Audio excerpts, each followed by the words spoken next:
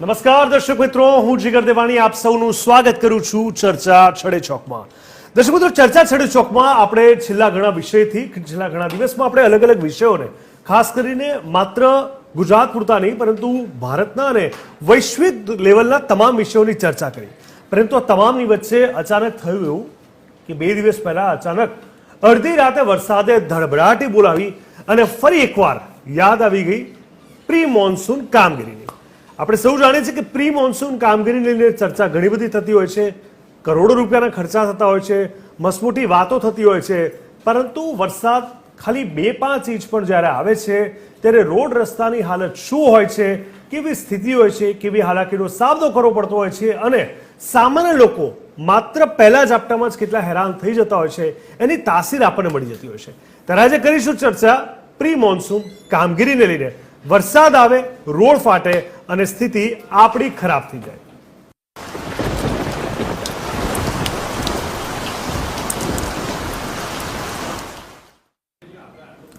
તો બુધવારે મોડી રાત્રે 2 વાગ્યા પછી શહેરમાં તોફાની પવન સાથે ભારે વરસાદ તૂટી પડ્યો હતો. દેશ્વર અને રાણીપમાં સૌથી વધુ અંદાજે 2.25 ઇંચ વરસાદ ખાબક્યો હતો. સરેરાશ દોઢથી 2 ઇંચ વરસાદમાં પણ 106 સ્થળે પાણી ભરાયા હતા અને 26 સ્થળે રોડ બેસી ગયા હતા. ઓઢવની વાત કરીએ, સાબરપુરની વાત કરીએ, વોરાના રોજાની વાત કરીએ, સાબરમતી ડીકેબી જેવા વિસ્તારોની વાત કરીએ, વરસાદી પાણી ઓસરતા લગભગ 5 થી 12 કલાક લાગ્યા હતા. વોટર સપ્લાય કમિટીના ચેરમેન અને એજર વિભાગના અધિકારીએ વરસાદી પાણી ભરાય તો ગણતરીની મિનિટોમાં ઉતરી જવાનો જે દાવો કર્યો હતો તે ખુલ્લો પડી ગયો. ગોતામાં 1.63 ઇંચ, મણિનગરમાં 1.6 ઇંચ, મેમકોમાં 1.83 ઇંચ વરસાદ પડ્યો. એટલે તમે સમજો કે પૂરો 2 ઇંચ પણ નહોતો. અને આ વરસાદના કારણે D cabin, Mithakhali, Makarba, Khadigam, Chandkheda, underpass, Parodiya બંધ કરવા પડ્યા. કુલ 11 ઝાડ પડી ગયા. આ વર્ષે અત્યાર સુધી 4.93 ઇંચ એટલે 5 ઇંચ આસપાસ કમોસમી વરસાદ પડી ચૂક્યો છે અને આટલા બધા સ્થળે પાણી ભરાતા સ્ટેન્ડિંગ ચેરમેને અધિકારીઓને ખખડાવી દીધા. કાલુપુર દનાસુધરની પોળમાં એક જર્જરિત મકાન પર ધરાશયી થયું અને 30 વર્ષીય મહિલા મૃત્યુ પામી. વરસાદને કારણે લઘુત્તમ તાપમાન 6 ડિગ્રી ગગડ્યું. હજુ 1-2 દિવસ ઝાપટાની પણ શક્યતા છે. ગ્રાફિક્સના માધ્યમથી આપણે સમજીશું કે જે રીતે અલગ અલગ જગ્યાએ વરસાદ પડે છે. પ્રી મોન્સૂન કામગીરીને લઈને સવાલો જે ઊભા થતા હોય છે, પૂર ટાણે કેમ એએમસી પાણી બાંધે છે, એ પાર બાંધે છે, એ આપણને સમજાતું નથી. આ તમામની સાથે પ્રી મોન્સૂન કામગીરીથી પ્રજા હંમેશા ત્રસ્ત જોવા મળે છે. બસ ફસાય છે, રિક્ષા ફસાય છે, વાહનો ફસાય છે અને લગભગ 15 દિવસની વાર હોય ત્યારથી એ કામગીરીની શરૂઆત થાય, પરંતુ ઠેર ઠેર ખોદકામને પગલે ટ્રાફિક જામની સમસ્યા જોવા મળતી હોય છે ને સામાન્ય માણસ ખૂબ જ હેરાન થતો હોય છે. ત્યારે સવાલ એ છે કે પ્રી મોન્સૂન કામગીરી દેખાડો છે કે પછી નિષ્ફળતા છે? આ એક બહુ મોટો સવાલ છે.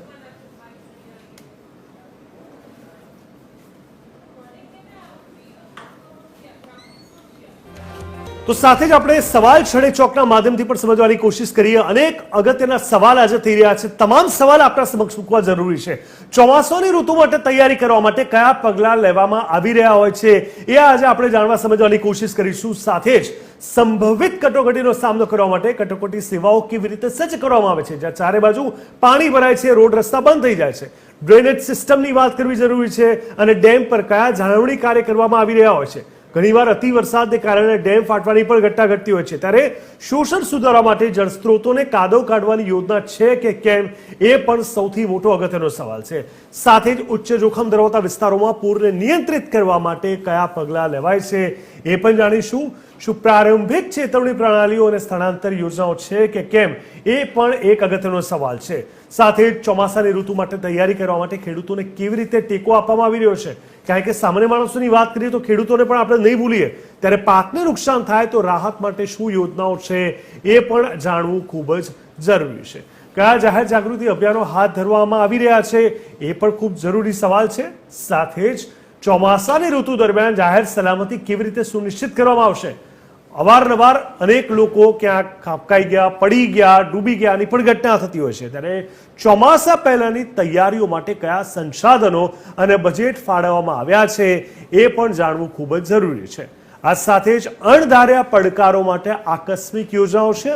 હવે સ્વાભાવિક છે, કમોસમી વરસાદ તો અણધારી જ આફત હતી, ત્યારે વિભાગો અને એજન્સીઓ કેવી રીતે સંકલન કરી રહ્યા છે? શું એ લોકો વચ્ચે કમ્યુનિકેશન છે કે કમ્યુનિકેશન ગેપ છે? શું સ્થાનિક સમુદાયો અથવા એનજીઓ સાથે સહયોગ છે કે કેમ? સાથે જ 5ની ચોમાસાની ઋતુઓમાંથી કયા પાઠ શીખવા મળ્યા છે? ચોમાસું પહેલી વાર તો છે નહીં, દર વર્ષે આવે છે, તો શું શીખી રહ્યા છે આપણે?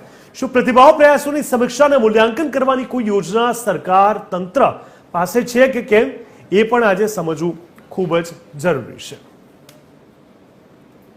ચર્ચાને આગળ વધારીશું. આપણી સાથે TV13ના સ્ટુડિયો પર ઉપસ્થિત છે સાગરભાઈ નાયક, જે વિશ્લેષક છે. સાગરભાઈ, ખૂબ ખૂબ સ્વાગત છે. પિયુષભાઈ સુથાર, જેઓ પણ સામાજિક કાર્યકર છે. પિયુષભાઈ, આપનું પણ ખૂબ ખૂબ સ્વાગત છે. અને ડોક્ટર મીના વ્યાસ પટેલ, જેઓ પણ વિશ્લેષક છે. મીનાબેન, આપનું પણ ખૂબ ખૂબ સ્વાગત છે. પિયુષભાઈ, અહીંયા સૌથી મોટો સવાલ ટ્રાફિકની સમસ્યાનો પણ થઈ જાય છે.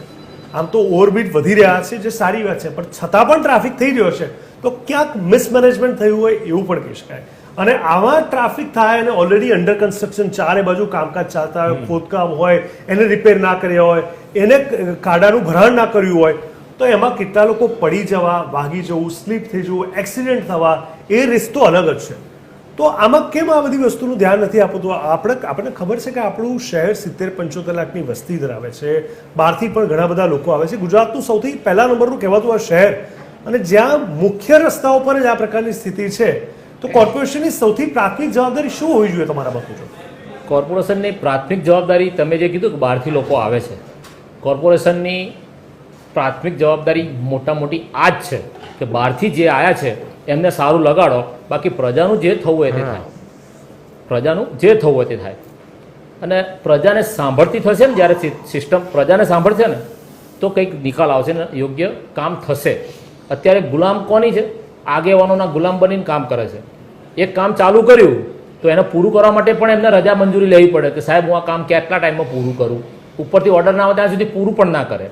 આ એટલી હદે બેદરકારી ગણો કે ગુલામી ગણો, એના કારણે પ્રજા એટલી દુઃખી થાય છે કે એની કોઈ લિમિટ જ નથી. અને આ જાડી ચામડીને આપણે, હું આજે બહારગામથી આવ્યો ખંભાત બાજુથી, તો હાઈવે પર મેં ગાયોને ટોળું જોયું આવતા.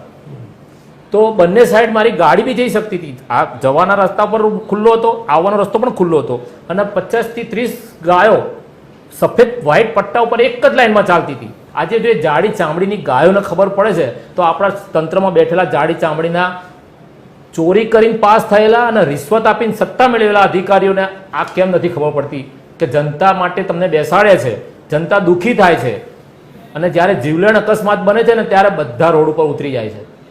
ગાંધીનગરથી માંડી તે છેક પટાવાળા સુધીના બધા લોકો રોડ ઉપર ઉતરી જાય છે સહાયો માટે. એટલે આમાં શું છે, આપણી ગવર્મેન્ટ પાસે ટાઈમનો અભાવ છે કે એમને પ્રોપર ટાઈમ નથી મળી રહ્યો કે આપણે જે જૂના કામ પેન્ડિંગ છે એમને કમ્પ્લીટ કરીએ.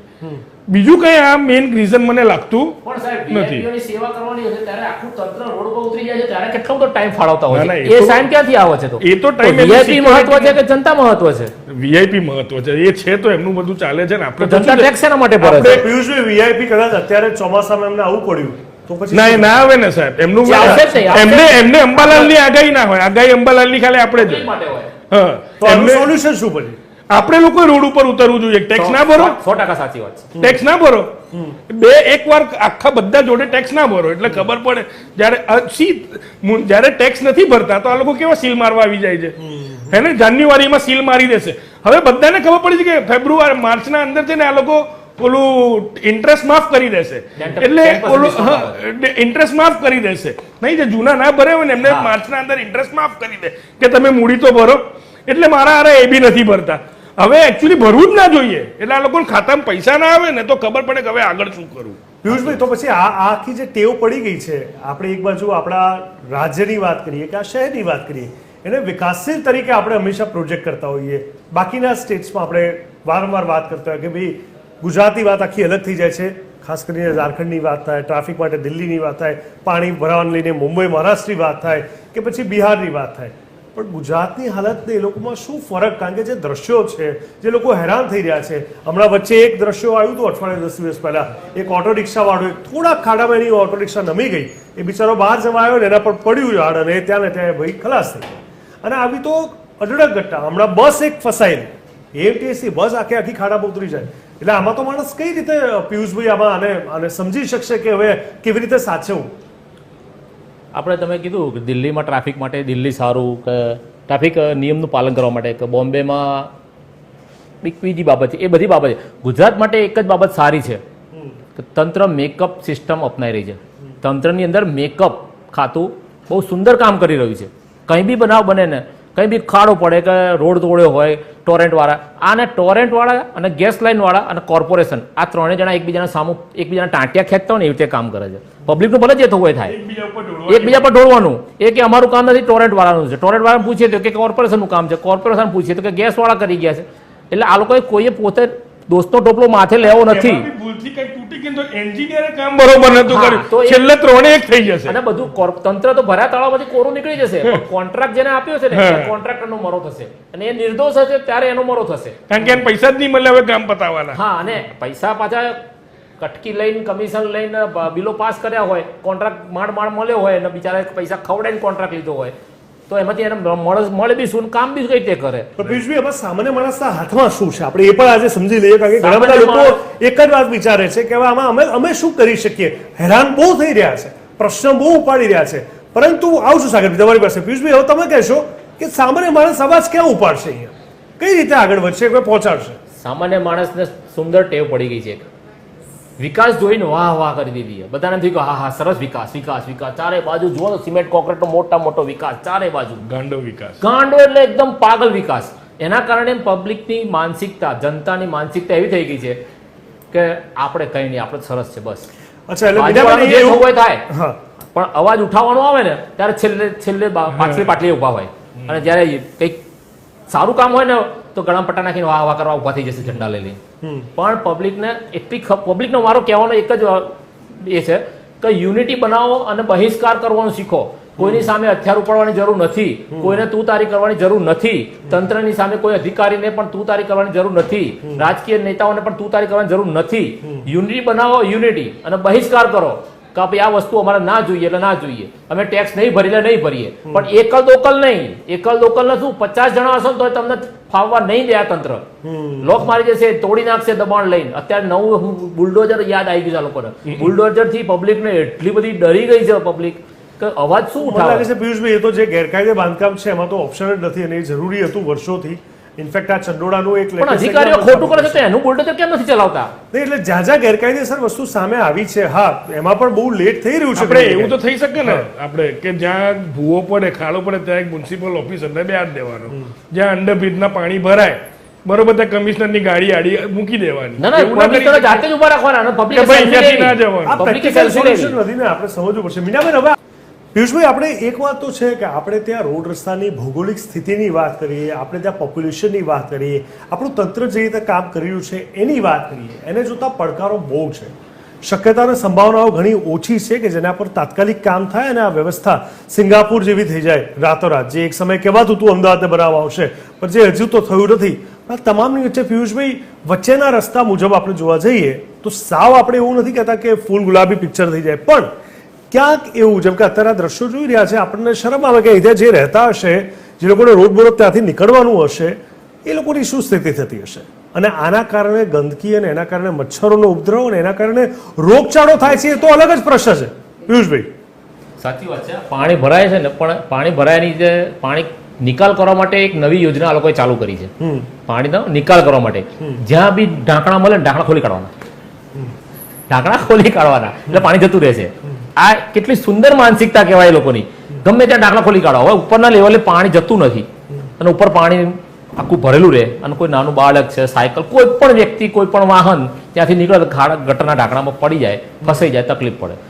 અને બીજી વસ્તુ કે આ જે કંઈ કામ કરવામાં આવે છે ને એ પોતાની સ્વેચ્છાએ, પોતાની ઈચ્છાથી નથી થતું. એ કોઈને પૂછીને કરવું પડે છે. એમાં કેટલું મને મળશે, મારું શું, મારું કેટલું, આ આધાર ઉપર કામ થાય છે ને. આ બધી પરિસ્થિતિ એના કારણે ઊભી થઈ છે. અને પબ્લિકને હું ખરેખર પબ્લિકને ફરીવાર કહેવા માંગુ છું કે એકતા બનાવો, અધિકારીઓને જઈને ખખડાવો અને જે તે વિસ્તારમાં અધિકારીઓને ઘૂસવા ના દેશો.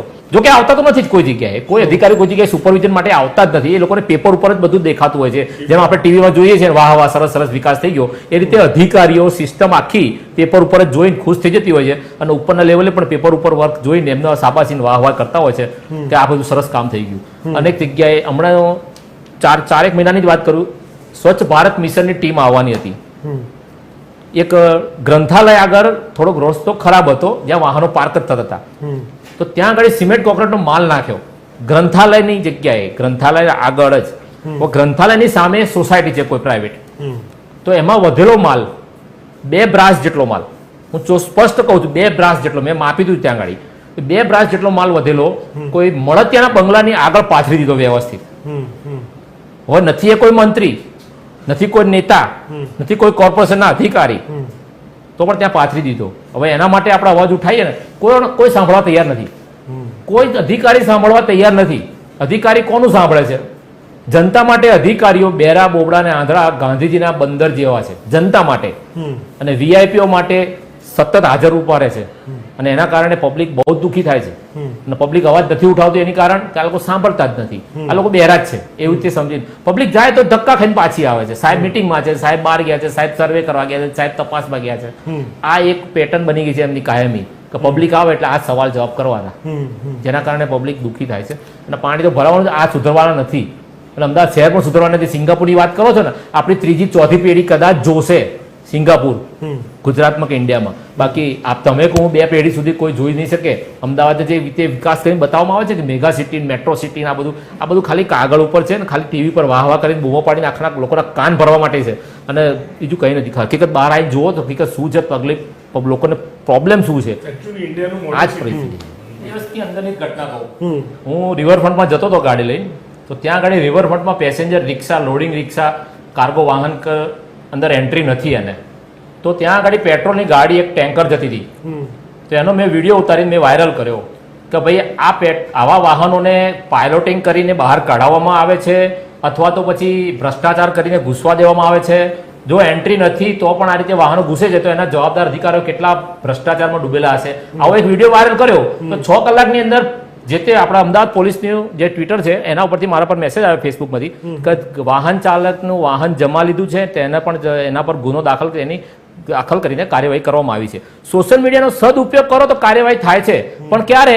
જવાબદાર અધિકારીઓ સોશિયલ મીડિયા તમે જુઓ તો. તમે કોઈ વ્યક્તિ નાગરિક વાયરલ કરે તો તમે એનો નંબર બ્લોક કરી દો છો. તમે એક સોશિયલ મીડિયાનું એકાઉન્ટ એનું નથી જોઈ શકતા, તો રોડ ઉપર પબ્લિકનું કામ તો તમે શું કરી શકવાના છો? આવા કોઈ અનુભવ છે જેમાં વારંવાર રજૂઆત કરવામાં આવી હોય અને તરત કંઈ કહેવામાં આવ્યું હોય, ટ્વીટ કરવામાં આવ્યું હોય અને પછી એવા લોકોને બ્લોક કરી દો, આવું કંઈ ધ્યાનમાં આવ્યું છે તમારા? કેટલી વખત મારા એકાઉન્ટમાં તમે મારા વોટ્સઅપમાં જુઓ, મારા ફેસબુકમાં જુઓ, કેટલાય અધિકારીઓ, ટ્રાફિક વિભાગ, કોર્પોરેશન વિભાગ કે રાજકીય, ઘણા લોકોએ નંબર બ્લોક કરી દીધો છે. કોઈ પણ બાબત તમે એને રજૂ કરો, આપણે સાચી વાત કરીએ છીએ, આપણે કંઈ એમને ગાળો નથી દેતા, આપણે એમને તુતારી નથી કરતા. આપણે આપણા ટેક્સ ભરીએ છીએ ને, જે એ ટેક્સનું વળતર માંગીએ છીએ. ટેક્સ ભરે છે ને પબ્લિક, એનું વળતર તમારા માધ્યમથી અમે એનું વળતર માંગીએ છીએ, સેવા માંગીએ છીએ, સુવિધા માંગીએ છીએ. તો એના માટે તમે જો કોકનો એકાઉન્ટ નંબર બ્લોક કરી દેતા હો ને, તો તમારા પર થૂ છે, તમારી કામગીરી પર થૂ છે, તમારી સત્તા ઉપર થૂ છે, તમારા હોદ્દા પર થૂ છે. વડાપ્રધાન શું કહેતા હતા? વડાપ્રધાન માન્ય પૂર્વ વડાપ્રધાને કીધું હતું કે હું અહીંયાથી 100 રૂપિયા મોકલું છું, અને છેલ્લે જ્યાં જરૂર છે ત્યાં આગળ 1 રૂપિયો પહોંચે છે. આ વૃત્તિના કારણે આ કામગીરીઓ ઘણી નબળી થાય છે, અને યોગ્ય પ્રોપર માલ વસ્તુ વપરાવી જોઈએ ને વપરાતી નથી. આના ભ્રષ્ટાચાર મોટો છે, આ ભ્રષ્ટાચારના કારણે આ બધી પરિસ્થિતિ ઊભી થાય છે. એટલે એ ટૂંકમાં એક વસ્તુ એ કહી શકાય કે અમુક ભ્રષ્ટાચારી અધિકારીઓના લીધે આખું તંત્ર, આખી સરકાર, આખી સિસ્ટમ ભોગવે. ઉમ્મીદ પે દુનિયા કાયમ હૈ. જ્યાં સુધી જનતાના અંદર સાથ સહકાર નહીં લેવામાં આવે ને, ત્યાં સુધી સરકાર ગમે તેવી હશે, ગમે તેટલી મોટી સરકાર હશે ને, આ સમસ્યાનો નિકાલ નહીં આવે.